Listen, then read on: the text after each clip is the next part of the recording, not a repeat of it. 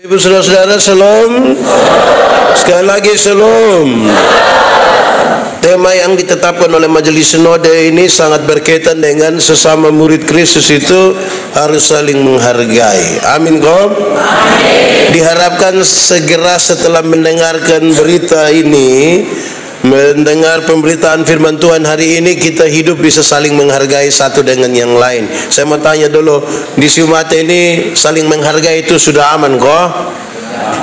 Orang tua dengan orang tua aman, anak dengan anak, tetangga dengan tetangga, saudara dengan saudara, ipar dengan ipar. Baik, sudah. Itu berarti saudara hidup baik kalau saling menghargai. Nah, Bapak Ibu saudara-saudara, ada banyak orang ikut Tuhan Yesus. Selain murid-murid, ada orang-orang lain juga ikut Tuhan Yesus. Kalau ada banyak orang ikut Tuhan Yesus, kalau ada banyak orang berkumpul bersama-sama, itu orang punya pikiran beda-beda. Orang punya kemauan juga beda-beda. Mereka punya keinginan juga beda-beda. Karena berbeda itu, maka ada kemungkinan yang satu akan memaksakan kehendaknya kepada yang lain. Karena berbeda itu, maka kadang-kadang orang hanya mau berteman dengan mereka yang berpikir atau bertindak sama. Kalau berbeda, orang tidak mau. Lama-lama bisa saja terjadi kita hidup dalam kelompok-kelompok yang saling melukai, saling menyakiti, dan mungkin kita tidak saling menghargai. Saya kira saudara-saudara, hal ini juga penting karena berkaitan dengan kita ini kan menuju ke tahun depan itu kita ada dalam tahun politik. Beda-beda pilihan.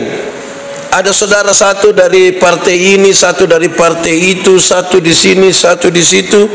Kadang-kadang kita tidak saling menghargai. Bahkan kadang-kadang kita saling menipu. Kadang-kadang bukan caleg yang janji kita, kita yang janji kembali caleg orang. Akhirnya sebentar kita marah, percuma gara-gara ini. Sehingga saya kira ini tema yang baik. Nah, pembacaan yang pendek ini mengarahkan kita kepada dua hal. Karena ada banyak hal, ada banyak kemauan, banyak keinginan. Karena orang banyak yang ikut Tuhan Yesus itu, separuh hanya ikut-ikut saja, separuh mau lihat kok ada orang rame-rame apa, kok domba kumpul di situ, dia juga mau pergi situ. Separuh pergi karena dia mau disembuhkan, separuh mau dengar pengajaran, separuh mungkin pas ada makan, nah dia piko. Jadi banyak-banyak. Lalu kalau banyak-banyak pertimbangan, banyak-banyak pikiran, satu pertanyaan ini penting. Lalu mana yang benar? Dalam kehidupan sosial, dalam kehidupan bersama, dalam kehidupan sebagai orang-orang beriman, mana yang benar? Itu pertanyaan penting.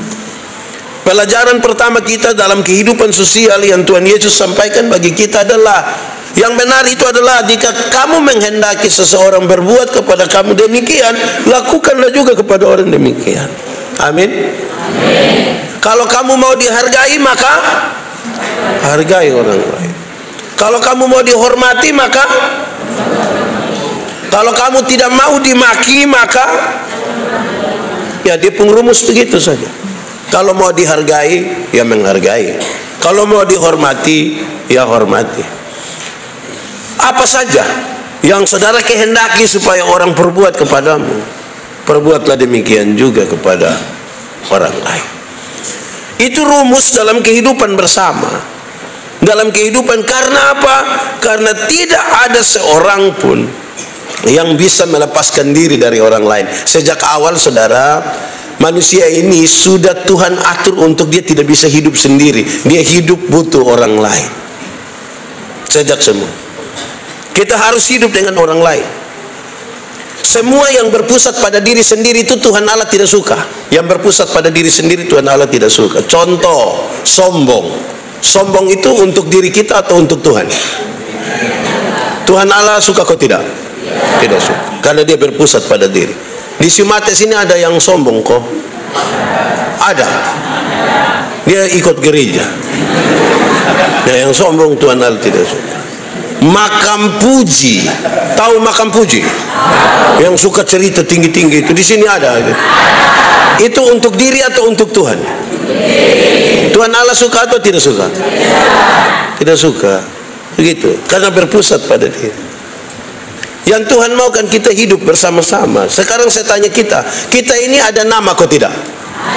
Kita punya nama nih untuk diri atau untuk orang lain?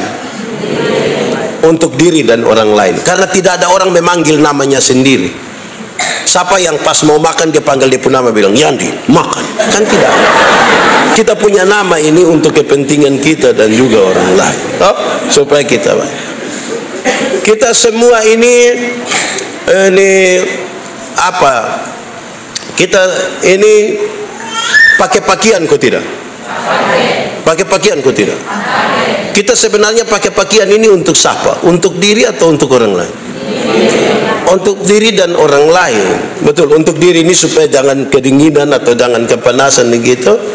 Kalau kita sendiri kan tidak pakai, mungkin tidak apa-apa toh. Kalau sendiri kita bisa jalan-jalan saja. Tapi karena ada orang lain itulah kita pakai pakaian. Betul ke tidak? Supaya orang ketemu kita dia jangan bilang hi. Jadi kita pakai pakaian ini juga untuk diri tapi juga untuk orang lain. Bapak Ibu semua, kita makan atau tidak? Kita makan ini sebenarnya untuk siapa? Untuk diri dan orang lain. Tidak percaya saudara-saudara, masa kita makan untuk orang lain? Iya. Contoh saya kasih contoh. Istri kalau dia sakit, suami selalu bilang mama makan. Terus mama bilang, tidak bisa. Mama makan. Mulut pakit. Mama makan. Kalau seomong-omong kok tidak bisa, terakhir bapak bilang begini, mama makan teh anak dong masih kecil. Itu mam tua bangun langsung tambah. Mau dia ada ini anak dong ada mama baru. Jadi saudara-saudara bahkan makan saja kita tidak untuk diri sendiri. Sehingga saudara-saudara dalam kehidupan bersama ini berpikir tentang orang lain itu penting. Hidup dengan orang lain. Kalau kamu mau dihargai, kalau kamu mau dihormati, apapun juga itu tolong. Supaya lakukan juga itu kepada orang lain. Nah, saudara-saudara, saya kira kalau kita khotbah begini dan pelajaran ini di desa, di daerah-daerah begini, tidak terlalu sulit. Karena orang kampung kita tidak usah ajar mereka tentang gotong royong. Di sini sudah terbiasa gotong royong kok tidak? Kalau ada orang bangun rumah pi bantu kok tidak? Orang susah kita pergi kok tidak? Orang pesta kita tidak pergi kopi? Kok kenapa lebih kuat itu? Kita sudah terbiasa. Orang kumpul tangan di kita juga berbagi dengan mereka toh. Itu sebenarnya yang biasa. Yang jadi soal bagi kita adalah tidak ada mata yang lihat itu, anak semua lihat sini.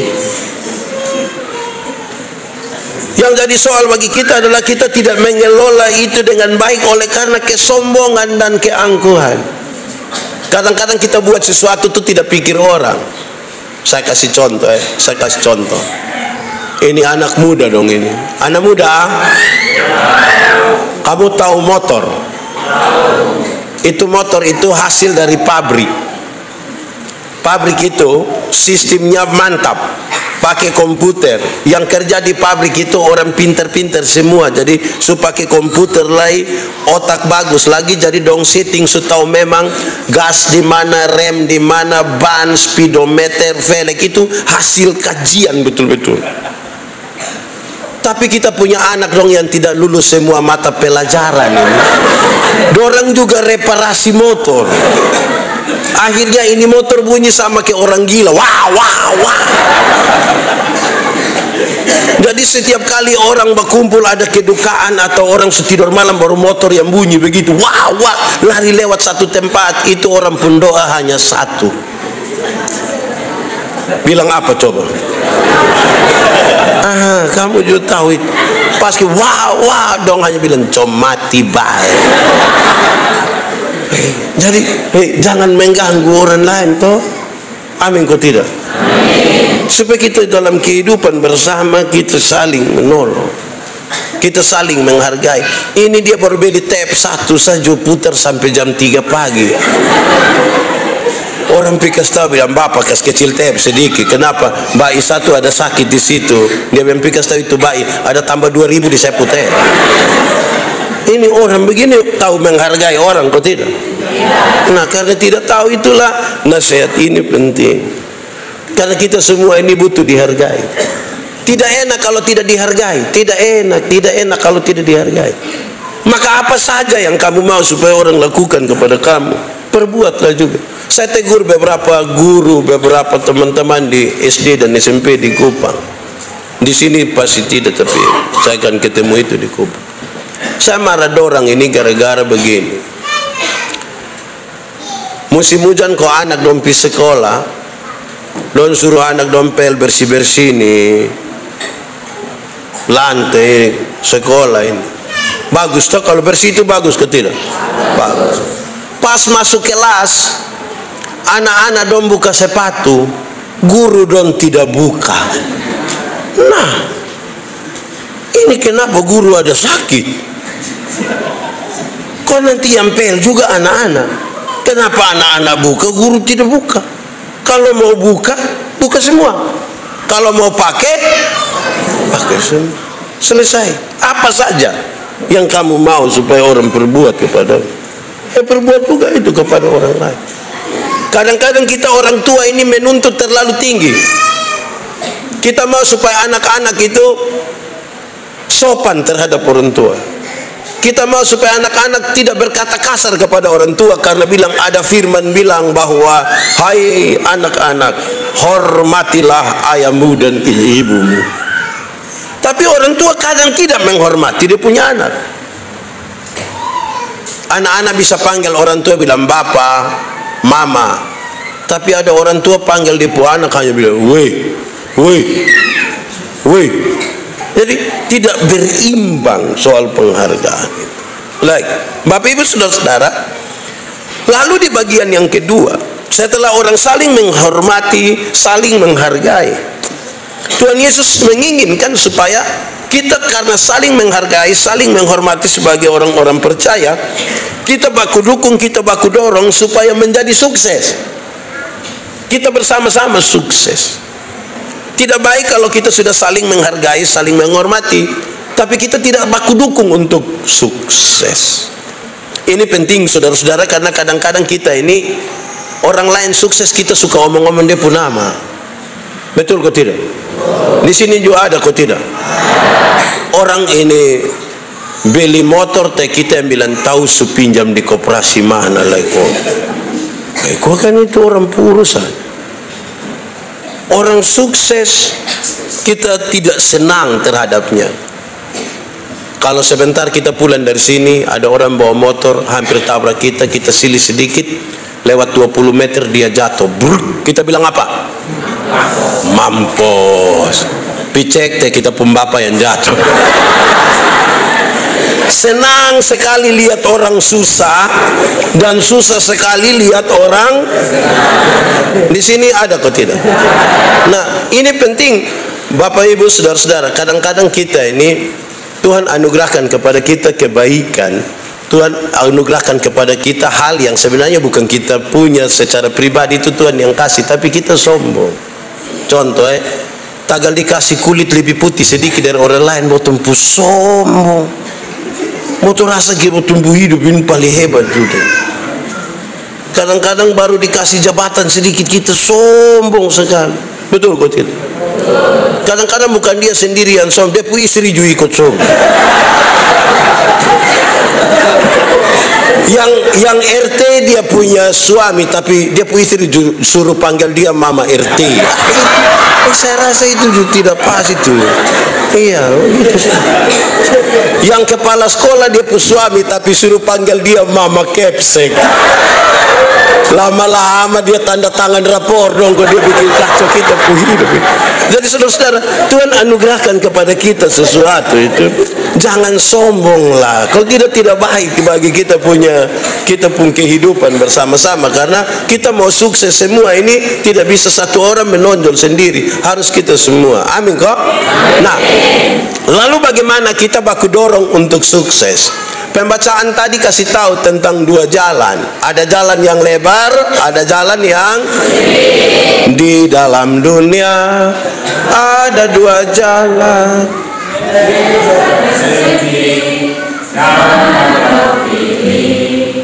yang apa? Tapi apa? Kenapa? Oke, setahu itu lagu? Baru tahu kemarin atau sulama? Saya mau tanya, jadi saudara suka jalan yang lebar atau jalan yang sempit? Jalan yang yakin? Jadi saudara ada di jalan sempit sekarang ini. Saya mau tanya saudara, jalan sempit itu susah ku gampang? Jadi saudara lebih memilih jalan susah? Jalan susah itu kan tidak enak. Banyak orang itu kan suka jalan yang besar. Kamu pemilih yang sempit kah? Penuh risiko.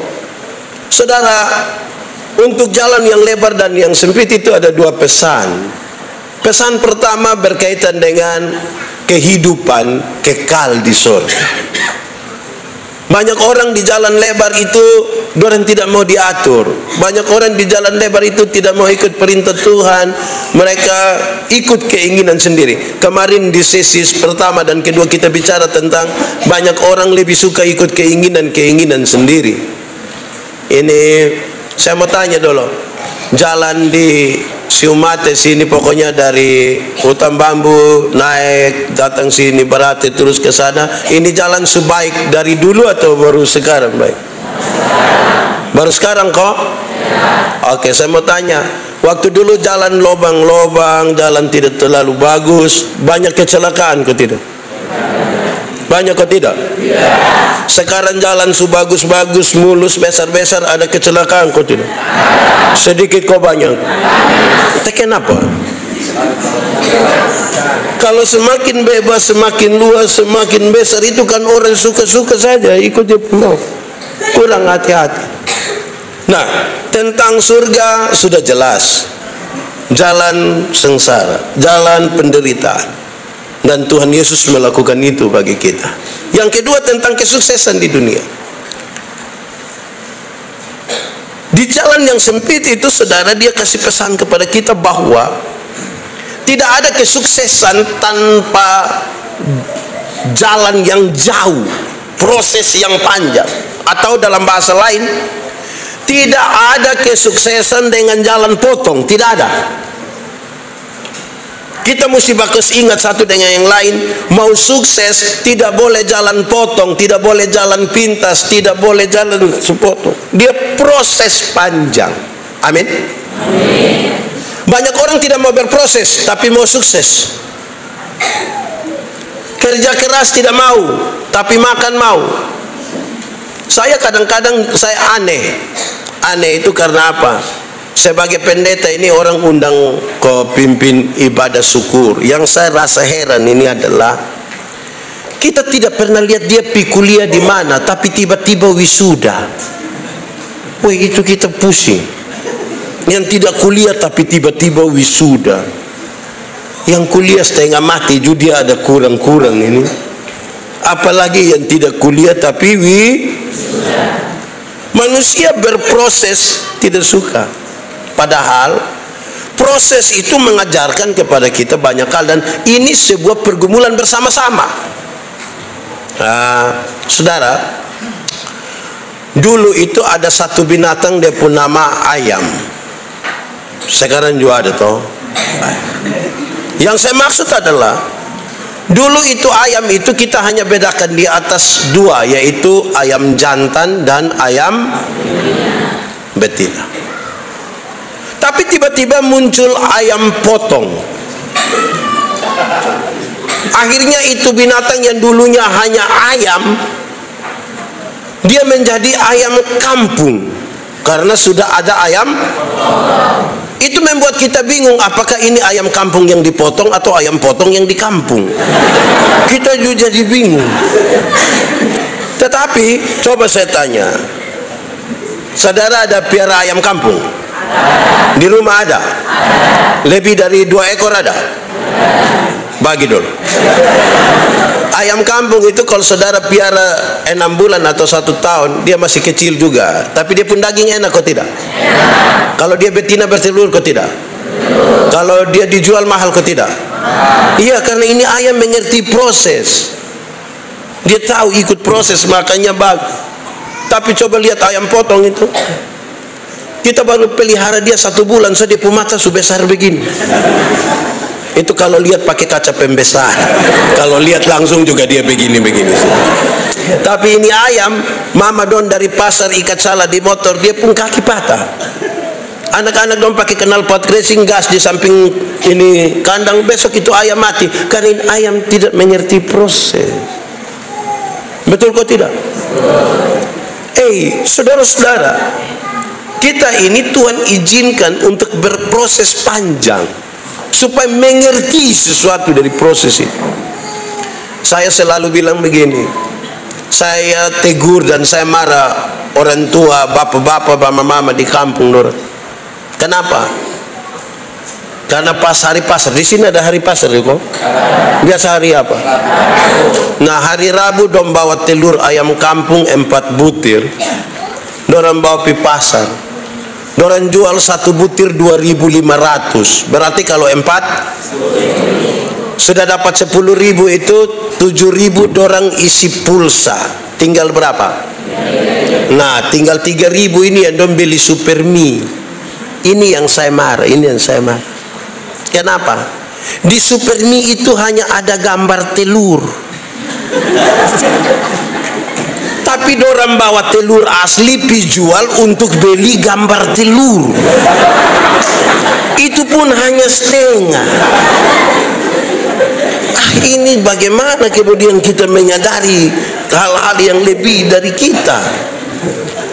Itu sama dengan kita bawa pisang dijual di pasar, pulang kita beli bawa keripik pisang. Ada yang salah dalam kita hidup. Saudara, orang yang tidak mau berproses itu dia berharap pada mujizat. Mujizat itu ada, tapi saya tidak sarankan saudara bersandar pada mujizat. Mujizat itu Tuhan punya bagian. Yang kita punya bagian lakukan. Ada satu waktu Tuhan Yesus lapar karena puasa 40 hari 40 malam. Terus iblis bilang begini, kalau engkau itu Allah, rubah batu itu jadi roti supaya engkau makan. Tuhan Yesus bisa rubah kok tidak? Tapi dia tidak mau rubah. Kenapa? Pertama, karena dia tidak mau ikut perintah iblis. Tapi yang kedua, Tuhan mau kasih tahu bahwa masa mau makan roti saya pakai mujizat. Berproses sedikit. Kalau bikin roti pakai mujizat itu, maka tiap hari di Kupang di toko Borneo itu dia mujizat terus itu. Mujizat roti kelapa, mujizat roti manis, mujizat. Jadi berproses sedikit. Ajar kita pun anak-anak muda dong ini berproses. Anak muda, kamu mau nikah kok tidak? Kamu mau nikah kok tidak? Kenapa kamu suara terlalu? Kalau kamu tidak mau itu tidak apa-apa, tidak ada urusan. Tapi proses yang saya maksudkan tuh begini. Anak-anak muda, Alkitab kasih tahu biar begini. Salah satu hal dari kebahagiaan rumah tangga adalah makan dari jeripaya tangan sendiri. Makan dari jeripaya tangan sendiri itu berbahagia. Artinya, pakai bahasa lain bilang begini, kalau kamu hanya harap warisan orang tua, kamu tidak bahagia. Kalau hanya harap warisan itu tidak bahagia. Kenapa? Anak-anak yang harap warisan itu tiap hari dia punya pertanyaan hanya satu, kapan bab tua mati? Lama-lama bab tua kalau mati dia sudah mati duluan gara-gara itu. Jadi saudara mau tinggal di rumah yang lengkap sekali di pun fasilitas, tapi kalau itu masih orang tua punya, belum bahagia. Saudara beli handphone tapi masih orang tua yang kasih uang, belum bahagia. Walaupun pakai iPhone terbaru atau Samsung terbaru. Saudara pakai Nokia 3315 yang dia pembunyi bilang tidit tidit tidit tidit, tapi itu kalau beli pakai uang sendiri, itu pas orang telepon itu speaker buka, volume kasih habis, terus tidak usah ambil, biar dia bunyi sah. Terus orang bilang, kakak ada yang telepon, biar engkau tahu ini saya punya HP ada di sini. Kita beli pakai uang sendiri, bahagia. Suruhin anak dong berproses. Anak muda, menikah itu cinta saja tidak cukup. Cinta saya tidak cukup. Siapa yang terlalu cinta, terlalu sayang dia punya istri anak, terus dia cari ame orang Cina satu, dia bilang Aci tahu kok tidak beta ini terlalu sayang, terlalu cinta beta punya istri anak kok. Iya, jadi susu dos doa Aci tidak. Itu pakai beli. Yang ada gaji saja dong ada mengeluh ini. Nah bosong ini modal cinta. Beot cinta, aduh. Saya ingat, dulu belum ada telepon, belum ada handphone. Kita pakai telepon rumah toh. Malam-malam orang telepon. Salam om, yo bisa bicara dengan Yandi. Bapak bilang Yandi tidak ada. Tapi betul ini Yandi punya rumah. Bapak bilang tidak. Ini saya rumah. Tapi yang dibilang dia tinggal di sini tidak, dia itu hanya menumpang saya di sini. Karena itu terjadi beberapa kali. Satu saat saya tanya bapak, kenapa setiap kali orang telepon papa bilang ini bukan saya rumah? Sebenarnya saya ini anak siapa? Terus bapak bilang begini, engkau dengar, kamu saudara laki-laki 3 orang. Kalau engkau pun kakak pertama pikawin 1 perempuan, bawa datang di sini kan dia rasa dia rumah.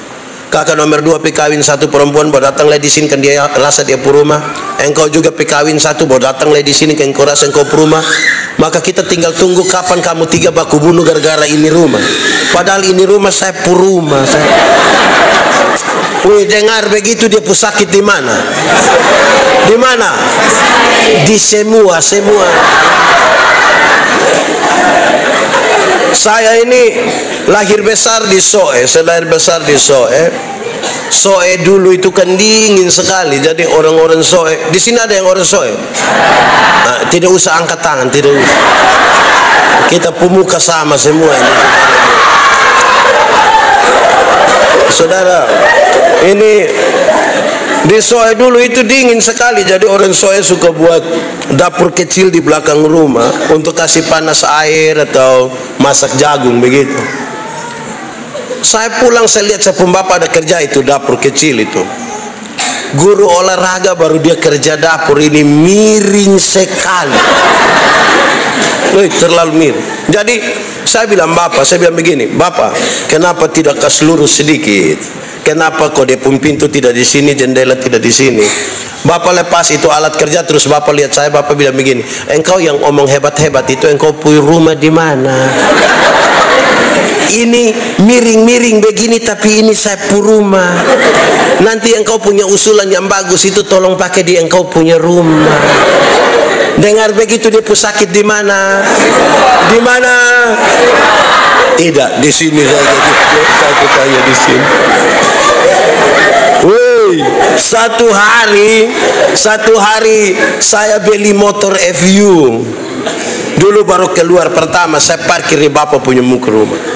Saya bilang, bapak naik. Karena motor tinggi kok bapak naik setengah mati. Bapak bilang, kamu beli motor tinggi-tinggi buat saya naik susah setengah mati. Saya bilang, bapak yang ngomong hebat-hebat itu motor di mana?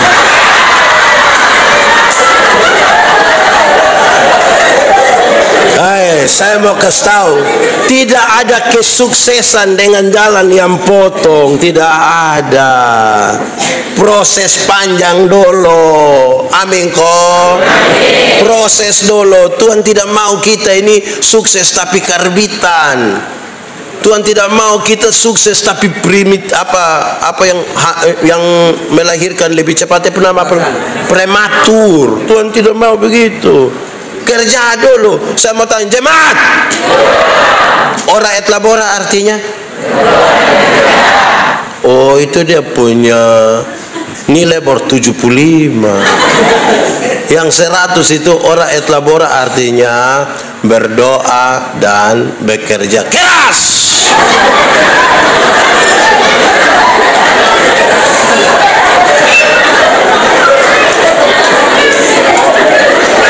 Ora et labora artinya tambah kata keras. Ulang, ora et labora artinya tambah keras. Jangan doanya yang keras-keras, kerjanya noe-noe, tidak akan sukses. Betul kok tidak? Jemaat, saya masih pendeta di pedalaman. Saya kan keliling dari Alor ke Sabu ke pedalaman Lampung Timur, baru saya ke Kupang. Saya bilang jemaat, kalau saya pergi kamu Puruma itu kamu kasih saya biskuit. Kamu kasih saya ubi. Jangan kasih saya biskuit. Dom yang kenapa Bapak? Jangan kasih biskuit.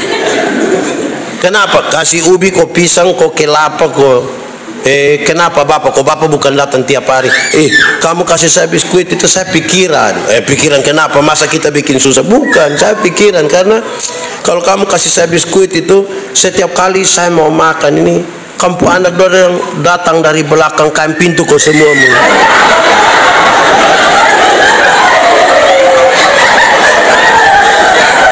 Dong hitung saya makan berapa, kas tinggal berapa, woi.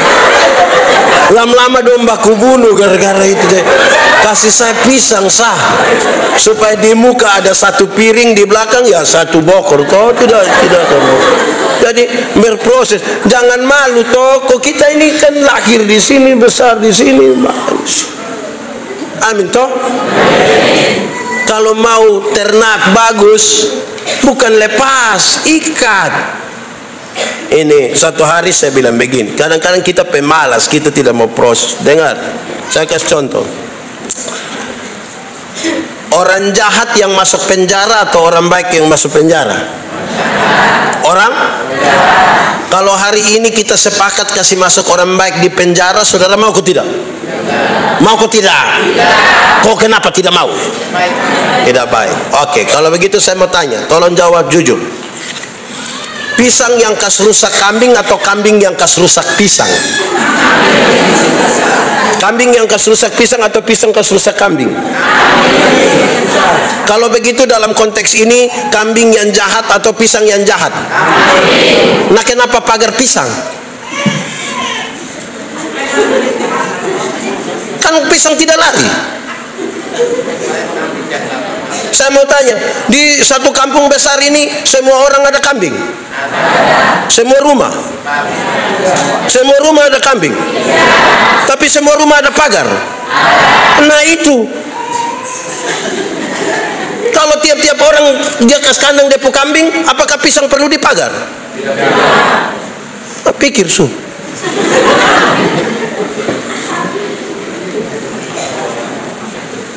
Saya pikir baik-baik. Yang punya sapi 2-3 orang, satu kampung besar, pagar dia punya halaman. Investasi tenaga, waktu. Saya mau lihat, waktu kita bikin kebun tambah besar, perlu pagar kok tidak? Perlu kayu kok tidak? Orang datang bantu kok tidak? Waktu bantu ada siripinang kok tidak? Kopi gula, jagung, beras, hitung saja nanti dia untung berapa. Pikir. Karena 2-3 orang tidak mau ikat hewan, kita semua kerja besar. Coba kalau masing-masing ikat dia punya, butuh pagar. Siapa di sini makan pagar boleh angkat tangan. Nah, saudara-saudara, ini hal serius bagi kita kalau mau maju,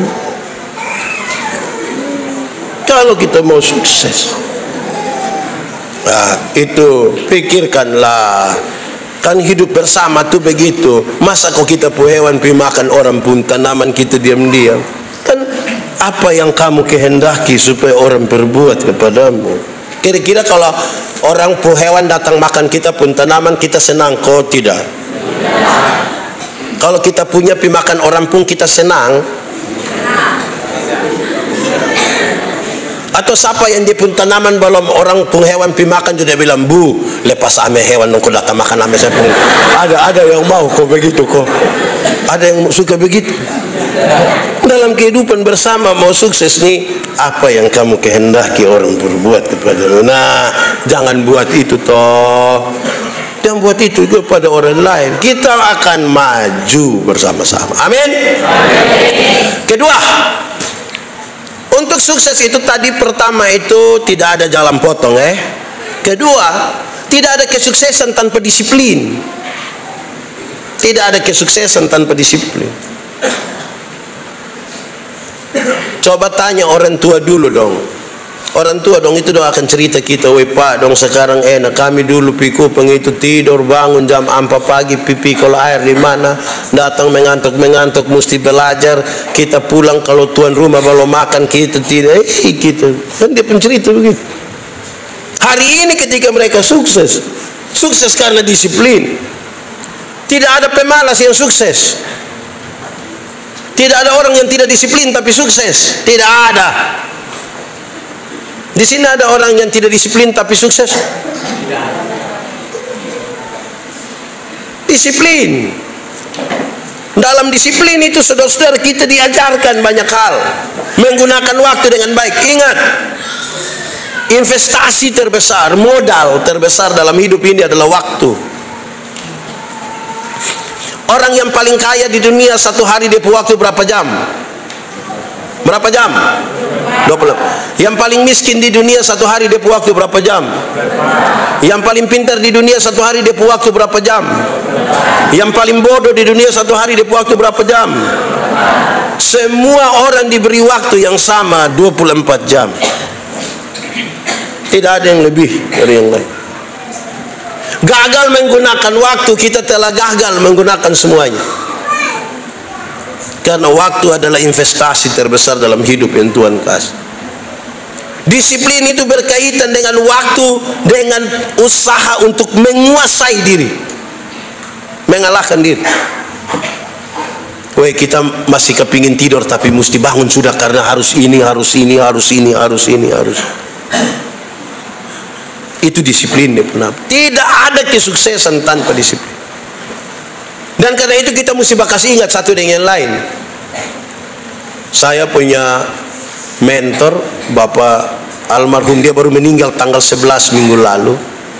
Almarhum Ishak Hanadi di Alor. Saya ingat saudara-saudara ada satu waktu dia bercerita, waktu itu sebelum layani dia cerita, Pak Pendeta, kami di sini orang tepat waktu Bapak. Kenapa? Dulu ada satu kali ketika ibadah Natal, dompung perayaan Natal jam 5 sore, undangan jam 5 sore, minta Bap Tua pimpin jam 5. Bap Tua pi sampai jam 5, jemaat belum ada. Dia duduk sah. 5:15 dong belum datang. 5:30 Bap Tua doa konsistori, dia datang, dia mulai pimpin. Pas liturgi ada, jadi dia mulai fotum, salam, khotbah sampai habis. Dia semua nyanyi amin, amin. Baru 1-2 penatua datang, dia juga tidak marah juga.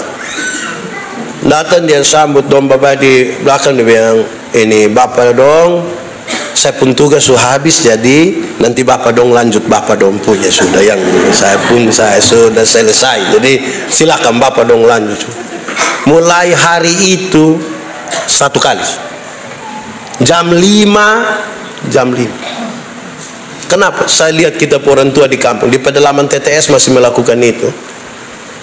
Dorang mau pi pasar pagi toh, dompu ibadah rumah tangga dilaksanakan 4:30 subuh.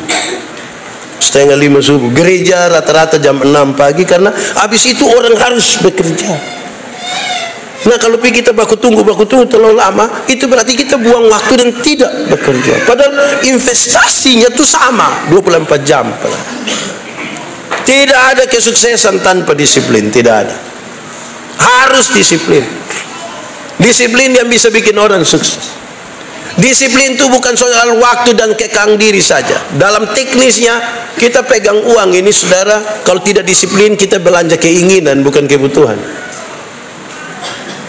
Kadang-kadang kita hitung kebutuhan 5 juta, pas dapat 5 juta kita rasa kekurang, tembus beli tambah inilah, itulah. Jadi kalau disiplin kita tidak kuat. Amin kok? Ketiga, tidak ada disiplin tanpa berpikir matang-matang. Di jalan yang sempit itu berpikir matang, orja. Tidak ada disiplin tanpa berpikir matang-matang. Karena kita mau masuk sesuatu yang sempit dan hanya sedikit. Biasa orang tua dulu bilang, supikir baik kok. Contoh anak-anak muda dong. Misalnya dong kasih tahu orang tua bilang, bapak mama saya sudah tidak bisa, saya mus nikah sudah, saya mus nikah sudah. Iya, lo sudah kenal itu anak laki-laki, saya kenal dia. Wih, tapi saya lihat dia model begitu. Iya, tapi ini cinta sudah tidak bisa, pokoknya ini aduh, ini tidak bisa. Orang tua bilang, ingat karena nikah ini bukan 1-2 hari. Ini saya umur hidup, jadi pikir baik-baik. Pikir. Saya mau tanya dulu. Di sini ada yang usia pernikahan 15 tahun ada? 15 tahun begitu kurang lebih ada? 20 tahun? 25 tahun? Pernah bakalai dengan istri suami? Iya. Weh, ya muda-muda dong pikir baik-baik.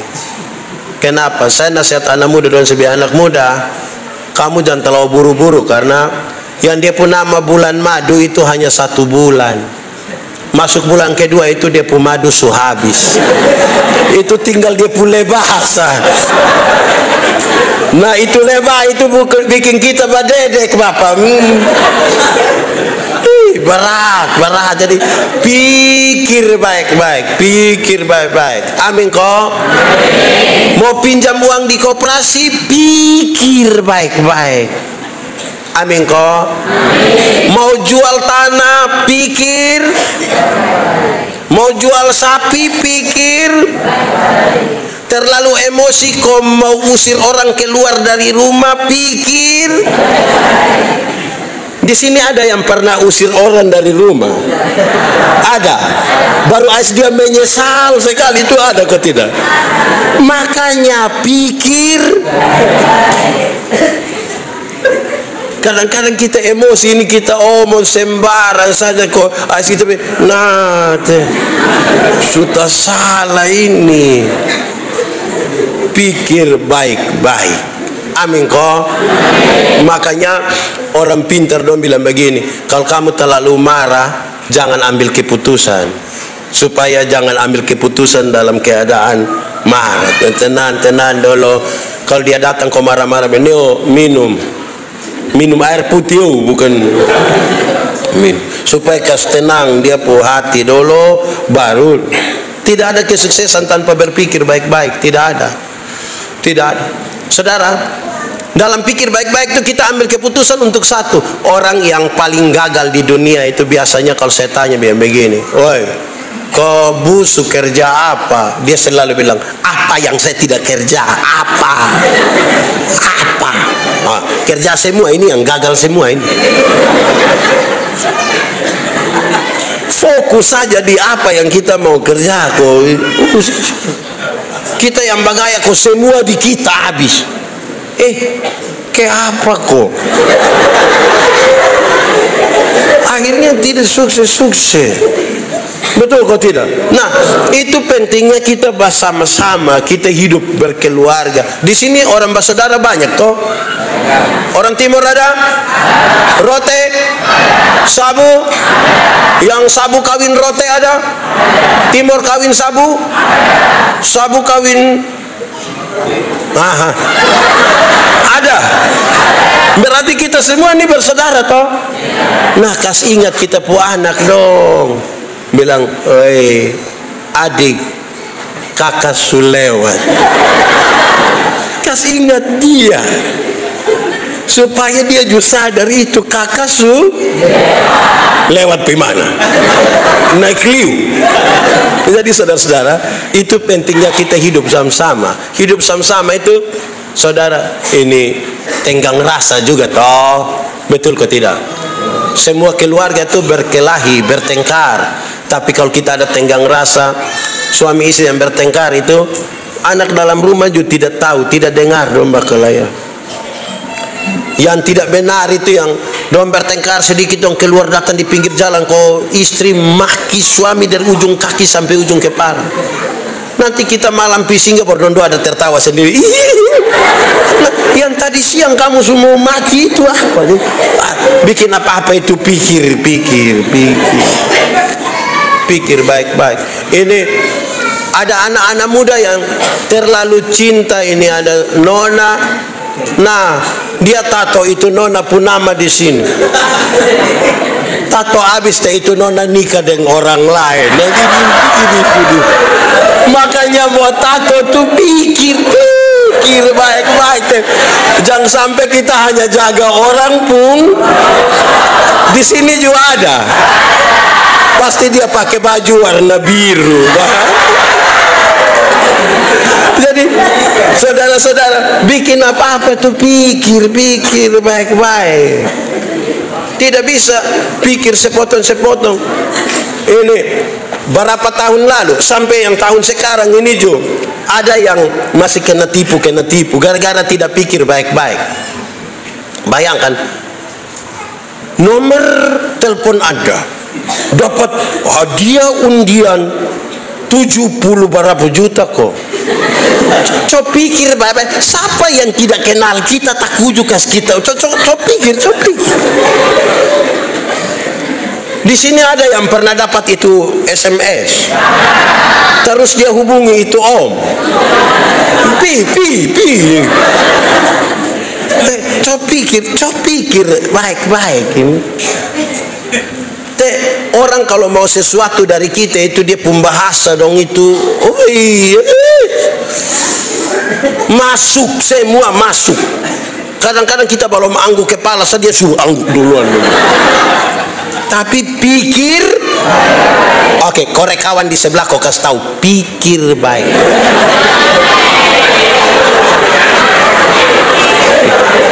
Pikir baik. Ya. Bikin apa-apa itu pikir supaya sukses. Nah, tapi dengar. Ada satu hal yang pikir sepotong ambil keputusan, tidak usah pikir terlalu dalam-dalam. Yaitu kalau engkau dicalonkan jadi majelis, langsung ambil keputusan iya. Tunggu saya pikir apa? Iya. Kau mau jadi majelis, mau kenapa? Kita ini kalau untuk Tuhan pun kita terlalu banyak. Aduh. Tapi dunia pun kita. Nah, itu yang saya maksudkan supaya kita masuk ke melayani sama-sama, kasih ingat satu daya lain, karena kita hidup bersaudara toh. Di dalam Tuhan tuh murid Kristus saling menghargai. Dalam saling menghargai kita baku dorong ke sukses masuk surga. Kalau kita masuk surga, contoh ini, kalau sebentar pulang pendeta kasih kita uang satu orang 100.000, senang kok tidak? Cerita orang kok tidak? Pasti saudara bilang, weh kamu rugi tidak pergi gereja, itu pendeta kepala botak itu kasih kita uang. Betul kok tidak? Nah sekarang saya tanya, Tuhan Yesus mati bagi kita itu lebih mahal dari 100.000 atau lebih murah dari 100.000? Lebih? Yakin? Pertanyaan terakhir, sudah cerita orang dapat pulsa 5.000, saya kasih tahu semua orang. Dia bikin status, kau tulis, dia foto baru bilang, terima kasih kak, pulsa su masuk, besok lagi ya. Tapi Tuhan Yesus mati bagi dia dengan harga yang sangat mahal. Dia pemulut tidak mau ceritakan kepada orang lain. Kalau surga itu kita sudah dapat, kasih tahu orang, kasih tahu suami. Coba saya tanya kita dong, mama. Di sini tidak ada mama. Ini remaja dong semua. Mama. Kenapa ibadah ini hari Minggu ini mama lebih banyak dari bapak-bapak? Nah, ini mama janda semua atau tidak? Teh bapak. Mesti tahu bapak kau rajin gereja. Ini bapak dong pemalas gereja. Pendeta pitanya bilang, bapak kenapa bapak tidak pergi gereja? Terus dia bilang, pak pendeta, waktu bapak dong kas nikah bapak saya dengan mama, kami dua telah menjadi satu. Jadi kalau mama sudah pergi itu sama dengan papa justru. Ini mama donju satu. Hari Minggu don style bagus-bagus datang gereja jalan sendiri, baru pendeta tanya bilang, mama, teh bapak terus dia bilang, ih tahu sendiri teh. Nah, su tahu bab tua begini, kenapa tidak pikir baik-baik? Betul kok tidak? Bab tua, nah, su pikir baik-baik.